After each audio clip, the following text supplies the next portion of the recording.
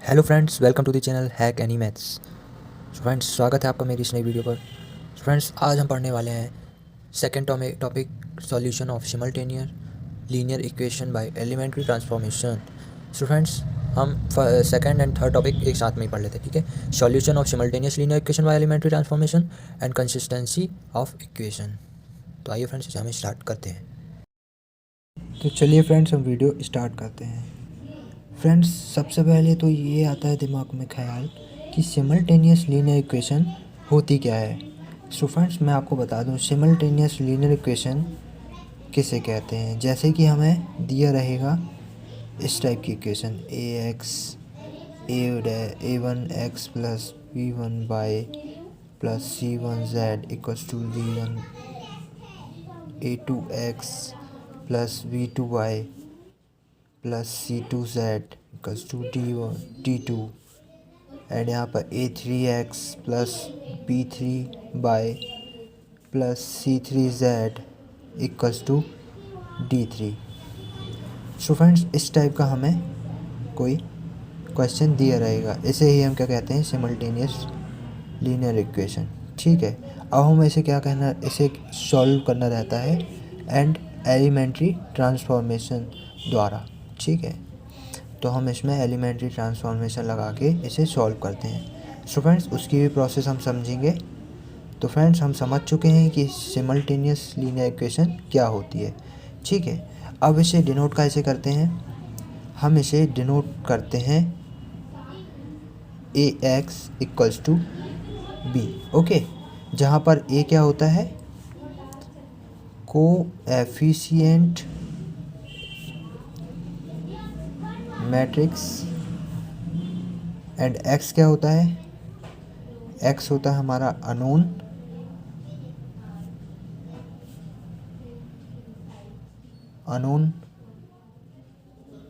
Matrix and B क्या होता है हमारा कांस्टेंट मैट्रिक्स। ओके, हम इस टर्म को इस टर्म में बदलेंगे।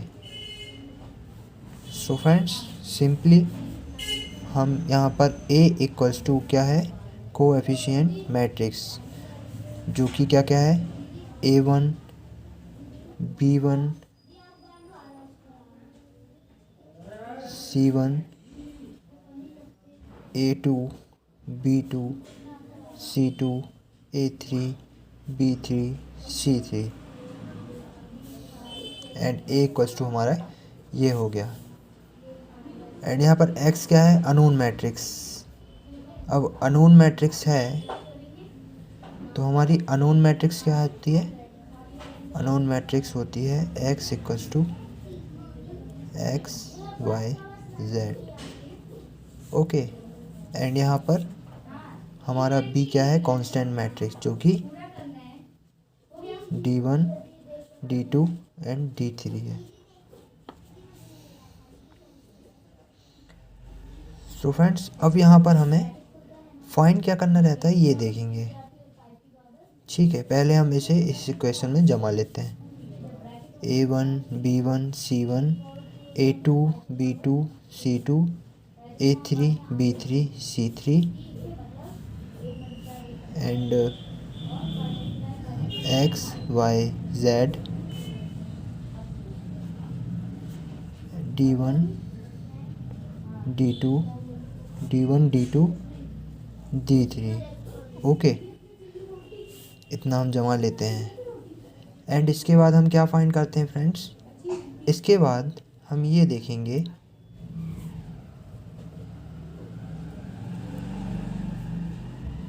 देखेंगे कि हमें नेक्स्ट ए एंड बी को कंबाइन करके लिखना होता है, जिसको हम क्या बोलेंगे, ऑगमेंटेड मैट्रिक्स, यानी ए colon B. A colon B क्या होता है, ये ऑगमेंटेड मैट्रिक्स। ठीक है, इसे हम क्या बोलते हैं, ऑगमेंटेड मैट्रिक्स। ठीक है, अब यहाँ पर फ्रेंड्स हम देख लें कि जो हमारा ऑगमेंटेड मैट्रिक्स है उसे हमें एशेलॉन फॉर्म में बदलना है, ठीक है। इसे सिंप्लीफाई करेंगे तो यहाँ पर आपको इम्पोर्टेंट क्या याद रखने लायक है कि ओनली हमें यहाँ पर रो ऑपरेशन लगाना है। मैंने कल आपको जैसे कि बताया हुआ था कि एशेलॉन फॉर्म में ओनली हम रो ऑपरेशन यूज़ करते हैं, ठीक है। रो ऑपरेशन जैसे ही यूज़ करेंगे आप, एंड लास्टली आपको क्या आंसर आएगा, ट्रायंगुलर अपर ट्रायंगुलर में आपका 0 0 आता है, ठीक है। इतना करने के बाद फ्रेंड्स यहाँ पर हमें फ्रेंड्स क्या मिलता है, ऑगमेंटेड मैट्रिक्स हमें ये मिल जाती है, ठीक है। अब इसके बाद हमारा नेक्स्ट स्टेप ये रहेगा, क्या रहेगा कि जब हमारा rank of A matrix equals to rank of augmented matrix, मतलब हमारा ए क्या चीज़ है यहाँ से यहाँ तक, ये जब इस पूरे के इसकी रैंक जब इस पूरे की रैंक के बराबर हो जाएगी तो हमारा क्या होगा, जो मैट्रिक्स है वो कंसिस्टेंट होगा, ठीक है। एंड जब ये दोनों rank of A matrix equals to not rank of augmented matrix, तो हमारा जो मैट्रिक्स रहेगी वो इनकंसिस्टेंट रहेगी, ठीक है। एंड जब ये दोनों इक्वल रहेंगे किसके, नंबर ऑफ अननोन्स के, अगर ये rank of A matrix equals to rank of augmented matrix जो कि इक्वल है नंबर ऑफ अननोन्स के, तो हमारा जो मैट्रिक्स रहेगा उसका एक यूनिक सॉल्यूशन रहेगा, ठीक है। एंड जब rank of A matrix equals to rank of augmented matrix in less than N, तो हमारा रहेगा इनफाइनाइट सॉल्यूशन। फ्रेंड्स मैं इसके आगे आपको एग्जाम्पल के थ्रू समझाऊंगा, ठीक है। अब इसमें आगे, ठीक है फ्रेंड्स, हमें ये फाइंड बस करना है कि ये जो ऑगमेंटेड मैट्रिक्स है ये हमारी कंसिस्टेंस होगी तो इसका आगे सॉल्यूशन होगा, अगर इनकंसिस्टेंस होती है तो इनकंसिस्टेंट में नो सॉल्यूशन होता है, कोई सॉल्यूशन नहीं होगा मतलब, ठीक है। और एक यूनिक सॉल्यूशन, जब यूनिक सॉल्यूशन रहता है जब ये तीनों वेरिएबल्स इक्वल रहती हैं, ठीक है, तो हमारा जो मैट्रिक्स रहता है वो सॉल्यूबल रहता है, ठीक है। एंड आगे हम इसमें करके देखेंगे, जो हमारा मैट्रिक्स है यहाँ पर वो कौन सा है,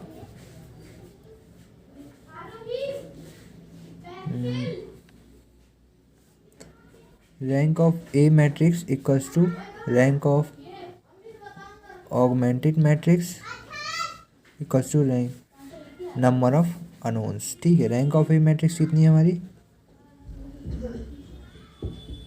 rank of A matrix 3 equals to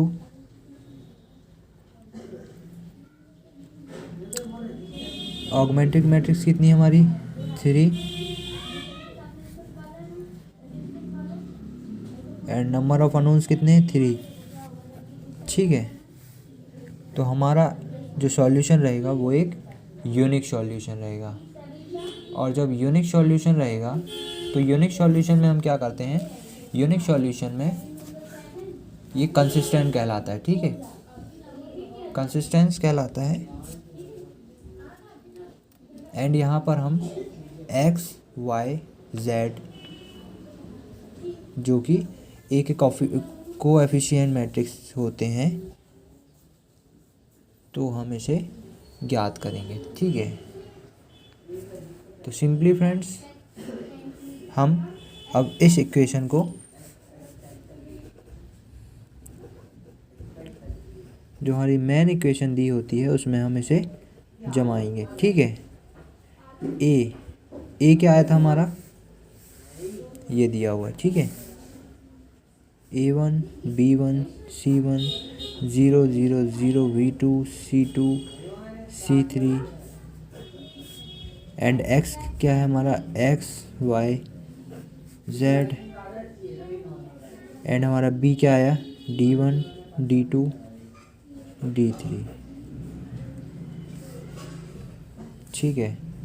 इतना करने के बाद हम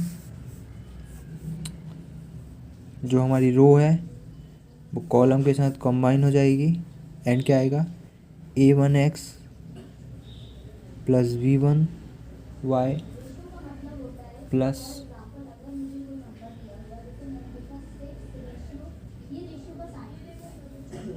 क्या हो जाएगा हमारा c1z इक्वल्स टू हमारा क्या आ जाएगा d1 एंड नेक्स्ट क्या हो जाएगा हमारा b2y plus c2z okay equals to d2 and यहाँ पर c3z इक्वल्स टू d3। ये हमारी फर्स्ट इक्वेशन, ये हमारी सेकंड इक्वेशन है एंड ये हमारी थर्ड इक्वेशन हो गई। ठीक है, इसके आगे सिंपली हम यहाँ पर c3z की वैल्यू हम यहाँ पर मिल जाती है। z की वैल्यू हम सेकंड इक्वेशन में रख के y की वैल्यू पता कर लेते हैं एंड इन दोनों की वैल्यू हम इक्वेशन फर्स्ट में रख के x की वैल्यू पर फाइंड कर लेते हैं। एंड फ्रेंड्स लास्ट प्रोसेस हमारी यही रहती है कि x इक्वल्स टू क्या आया, y इक्वल्स टू क्या आया एंड z इक्वल्स टू क्या आया। एंड हमारे यही सॉल्यूशन जो रहता है वो एक यूनिक सॉल्यूशन कहलाता है। सो फ्रेंड चलिए हम फटाफट से एक बार रिकैप कर लेते हैं। ठीक है, हमें कुछ इस प्रकार का क्वेश्चन दिया रहेगा जिसको हम क्या कहते हैं सिमल्टेनियस लीनियर इक्वेशन। ओके, अब हमें इस फॉर्म में इसे बदलना होगा। तो हम ए के फॉर्म में हम ये लिखते हैं ए के वेरिएबल्स, ठीक है, A B C and X के टर्म में हम क्या लिखते हैं,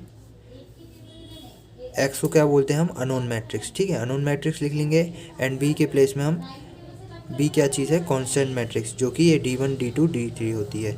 ठीक है, ये सब हम पुट कर लेंगे एंड देन हम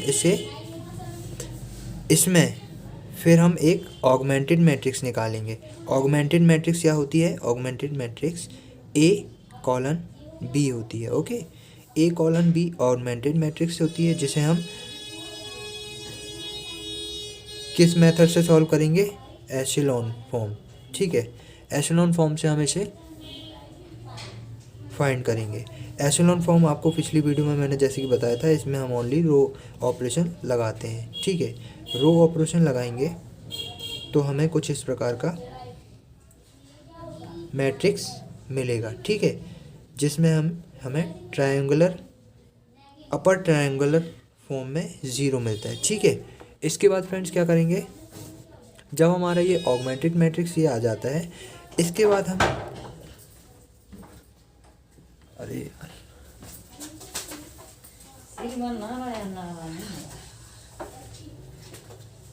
इसके बाद हम इसमें ये फाइंड करेंगे कि जो हमारी मैट्रिक्स है उसमें जो रैंक ऑफ ए एंड जो रैंक ऑफ ऑगमेंटेड मैट्रिक्स बराबर है तो ये कंसिस्टेंस होगी, एंड अगर ये दोनों बराबर नहीं है तो ये इनकंसिस्टेंस होगी, और अगर ये दोनों बराबर है किसके, नंबर ऑफ अननोन्स के, तो हमें क्या मिलेगा, एक यूनिक सॉल्यूशन मिलेगा। ठीक है, और अगर जो रैंक है वो इन लेस देन एन्स है तो हमें इनफाइनाइट सॉल्यूशन मिलेगा। ठीक है, तो जैसा कि हम अभी जो एग्जांपल लिए थे इसमें हमें क्या मिला था, हमारा जो एक यूनिक सॉल्यूशन मिला था। ठीक है, यूनिक सॉल्यूशन मिला था तो हम इसे पुट करेंगे ax इक्वल्स टू बी में। ax इक्वल्स टू बी में क्या पुट करेंगे, जो हमारी ऑगमेंटेड मैट्रिक्स आई थी उसमें जो हमारा रैंक ऑफ p निकला था, रैंक ऑफ a जो निकला था, मतलब ये हमारा a मैट्रिक्स है। ठीक है, न्यू a मैट्रिक्स मिला, इसे हम यहाँ पर पुट कर देंगे एंड यहाँ पर जो ऑगमेंटेड मैट्रिक्स है, ठीक है, उसमें से हमें a पुट कर देंगे एंड x के वेरिएबल से हम ये कॉलम पुट कर देंगे एंड b की जगह b कॉलम पुट कर देंगे। ठीक है, हमें तीनों इक्वेशन मिल जाएंगे। कैसे मिलेंगे, जो हमारी फर्स्ट रो है उसका हम कॉलम के साथ मल्टीप्लिकेशन करके यहाँ पर हम इक्वेशन बना लेंगे एंड इससे हम क्या निकाल लेंगे, x y z की वैल्यू। सिंपल है ना फ्रेंड्स, समझ में आया कि नहीं आया कमेंट करके ज़रूर बताएं एंड हम आगे इसका एग्जांपल करके देखेंगे। सो फ्रेंड्स, एग्जाम्पल के तौर पर हम एक क्वेश्चन उठाते हैं जिसमें हमें क्या लिखा है, prove that the following equation are consistent and solve. ठीक है, इस टाइप की हमें कोई क्वेश्चन दिया रहेगा, इसे हम कैसे सॉल्व करेंगे, सॉल्यूशन हम कैसे करेंगे। फर्स्ट में जैसे कि मैंने आपको बताया था, ए एक्स इक्वल्स टू बी के फॉर्म में हम इसे लाएंगे। ठीक है, जहाँ पर ए हमारा क्या होगा, 1 -1 1, क्योंकि इसके देखिए ना, इसके गुणक में क्या है, 1 है, इसका 1 है, इसका भी 1 है। ठीक है, एंड इसका 3 है, सेकेंड इक्वेशन का -1 है, एंड 2 है, एंड थर्ड इक्वेशन का 3 है, 1 है, 1 है।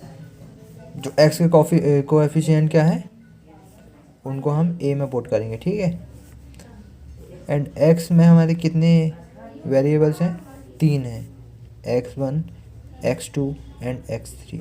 ठीक है, एंड बी क्या क्या है हमारे, 2 -6 -18। एंड फ्रेंड्स, इसके बाद मैंने नेक्स्ट स्टेप क्या बताया था आपको, हम एक ऑगमेंटेड मैट्रिक्स बना लेते हैं, ए कॉलन बी, जो कि हमारा क्या कहलाता है, एक ऑगमेंटेड मैट्रिक्स। ठीक है, ऑगमेंटेड मैट्रिक्स में हम क्या लेते हैं, A and B, A colon B, मतलब ए के पूरे वेरिएबल्स 2 3 1 1 एंड कॉलन बी के वेरिएबल्स 2 -6 -18। एंड जब हम इतना कर लेते हैं, इसके बाद मैंने क्या बताया था आपको, जल्दी से बताइए, हम इसे एशेलॉन फॉर्म में बदलेंगे, एशेलॉन फॉर्म में। एशेलॉन फॉर्म क्या होता है, इसमें हम ओनली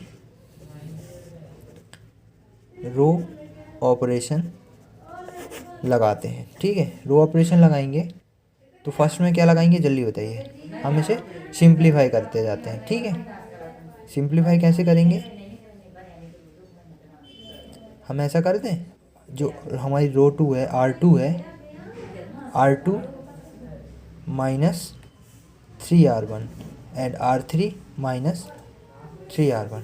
ठीक है, लगा दें, R2 में हम क्या लगा दें, R2 -3R1 एंड R3 में हम क्या लगा देंगे, R3 -3R1। ओके, ये करेंगे तो हमारा क्या आंसर आ जाएगा,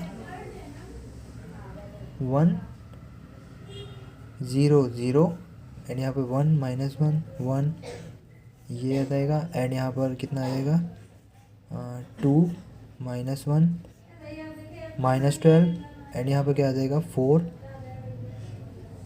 -2 कॉलन -24। ठीक है, सॉल्व करने के बाद हमारा इतना आ जाएगा, एंड इस वेरिएबल को भी हमें 0 करना रहेगा। ठीक है, तो हम क्या कर देंगे, जो हमारी रो 3 है उसमें हम कौन सा ऑपरेशन लगा देंगे, R3 -2R2। ठीक है, R3 में हम क्या लगा देंगे, R3 -2R2। ठीक है, 1 -1 1, मैंने आपको सिखा चुका हूँ, आप ये मत बोलिएगा कि ये क्या क्या कर रहे हैं। ठीक है, -12 एंड यहाँ पर क्या आ जाएगा, 0 0 0। ठीक है, इतना किए। चलिए, अब हम R3 में ऑपरेशन लगाते हैं। ठीक है, R3 में हम क्या करेंगे, सॉरी R2 में। ठीक है, R2 में हम ऑपरेशन लगाते हैं तो हमारा R2 डिवाइडेड बाय 2 हो जाएगा। ठीक है, तो हमारा क्या आ जाएगा, 1 -1 1 कॉलन 2 0 2 -1 कॉलन -12, जो कि हमारा 2 से डिवाइड होते जाएगा। ठीक है, एंड 0 0 0 कॉलन 0। अब हमारा क्या आंसर आ जाएगा, 1 -1 1 colon 2 0 1 minus 1/2 colon -6 0 0 0 colon 0 and हमारा ये एशेलॉन फॉर्म बन गया है एंड इसके आगे ये सॉल्व नहीं होगा। सो फ्रेंड्स, इससे हमें क्या मिल रहा है, जो हमारा रैंक ऑफ ए है वो हमारा कितना आया, ये जो रैंक ऑफ ए है वो हमारा कितना आया 2 and rank of A colon B वो हमारा कितना आया, वो भी 2 आया है एंड हमारे जो नंबर ऑफ अननोन्स हैं वो कितने हैं, 3 हैं। ठीक है, तो इससे हमें क्या मिल रहा है, जो हमारा मैट्रिक्स है वो एक कंसिस्टेंट है। ठीक है, कंसिस्टेंट है तो इसमें क्या, कंसिस्टेंट में क्या होता है rule, rank of A equals to rank of A augmented B. ठीक है, ये हमारी कितनी आ गई 2, जो कि एक कंसिस्टेंट वैल्यू है। अब हम इसके आगे क्या निकालेंगे, इसके आगे हमें एक्स वाई जेड के वेरिएबल्स निकालना रहेगा, क्योंकि ये जो हमारी रैंक है वो नंबर ऑफ अननोन्स कितना हमारा 3 है, जिससे छोटी है, जो कि एक इनफाइनाइट सॉल्यूशन होता है। ठीक है, इनफाइनाइट सॉल्यूशन होता है। तो अब हम फिर से ए एक्स इक्वल्स टू बी, इस फॉर्म में हम फिर से अपना जो ऑगमेंटेड मैट्रिक्स आया है इससे हम फाइंड कर लेंगे। ए की वैल्यू क्या आएगी,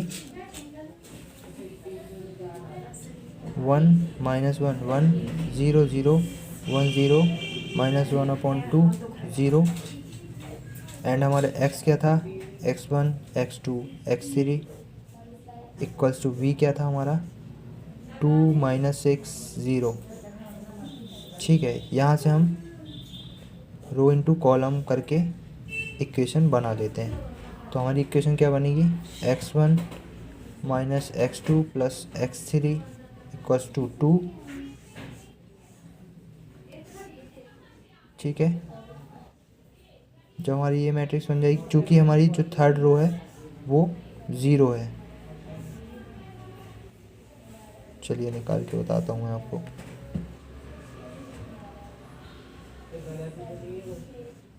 तो ये आ जाएगी हमारी x2 -1/2 x3 equals to -6 and जो हमारा x3 है उसकी वैल्यू